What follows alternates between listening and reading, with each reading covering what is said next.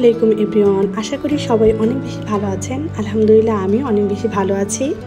তো ভিডিওটা অনেক দিন যাবত আমার ফোনে ছিল, আমি আসলে সময় পাচ্ছিলাম না আপলোড করার জন্য।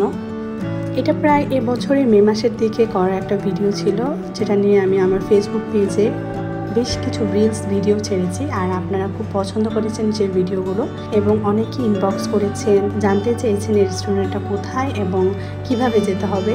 তো আমি পদ্মার পাড়ে যাচ্ছি। এটা আসলে মূলত রাজশাহী পদ্মার পাড়ে এই রেস্টুরেন্টটা অবস্থিত।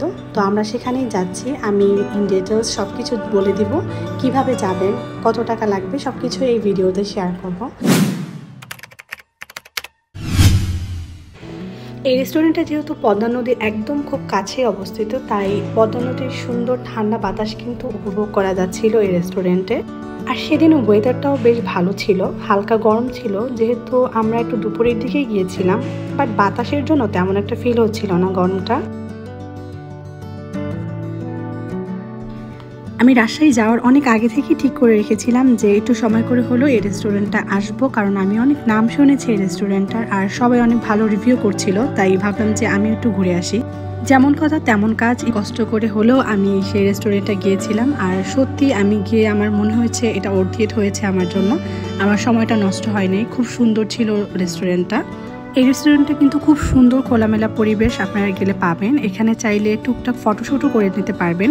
আর রেস্টুরেন্টটা হিউজ পরিমাণ জায়গা নিয়ে অবস্থিত, আপনারা চাইলে আপনার ফ্রেন্ডস ফ্যামিলি নিয়ে কিন্তু এখানে ঘুরতে আসতে পারেন। আর চাইলে কিন্তু ছোটোখাটো একটা গেট টুগেদার পার্টিও রাখতে পারেন। নঙ্গ রেস্টুরেন্টে কিন্তু বাইরে তো বেশ অনেক জায়গা আছে বসার জন্য। এটা মূলত একটা রুফটপ রেস্টুরেন্ট। এখানে চাইলে কিন্তু ইজিলি যে কোনো পার্টি, বিয়ে বা গায়ে হলুদের প্রোগ্রাম করা যাবে। যেমনটি আমি দেখেছি, আমি যেদিন গিয়েছিলাম সেদিন হয়তো বা তার আগের দিন কোনো গায়ে হলুদের প্রোগ্রাম ছিল, খুব সুন্দর করে ডেকোরেট করা ছিল। যে আমি যদি তাদের ডেকোরেশন থিম নিয়ে কথা বলি, জাস্ট অসাম লেগেছে আমার কাছে। আর এই বট গাছের নিচে যে তুলো দিয়ে মেঘের মতো একটা ডেকোরেশন করেছে, এটা আমার কাছে খুবই ভালো লাগছে। এবং এই বেঞ্চগুলোতে বসে কিন্তু আপনারা চাইলে খুব সুন্দর করে পদ্মার পাড়ের যে সৌন্দর্য সেটা উপভোগ করতে পারেন। আর সুন্দর বাতাস তো এখানে আছে, পদ্মার পাড়ের যে ঠান্ডা বাতাস সেটা কিন্তু খুব এখান থেকে ভালোই উপভোগ করা যাচ্ছিল। এছাড়া এখান থেকে কিন্তু সানসেট ভিউটা জাস্ট অসাম, বিকেলের টাইমটা অনেক সুন্দরভাবে এনজয় করা যাবে। আর সবচেয়ে ভালো বিষয় হচ্ছে এই রেস্টুরেন্টে কিন্তু ছোট বাচ্চাদের জন্য আলাদা একটা কিডস জোন আছে, যেখানে বসে কিন্তু বাচ্চারা খেলাধুলা করতে পারবে, আপনাদের ডিস্টার্ব করবে না। তো সর্বোপরি আমার কাছে এই রেস্টুরেন্টটা বেশ ভালো লেগেছে। এই রেস্টুরেন্টের বাইরের এমবিএসটা যেমন সুন্দর, তেমনি কিন্তু ভিতরের এমবিএসটা অনেক বেশি সুন্দর।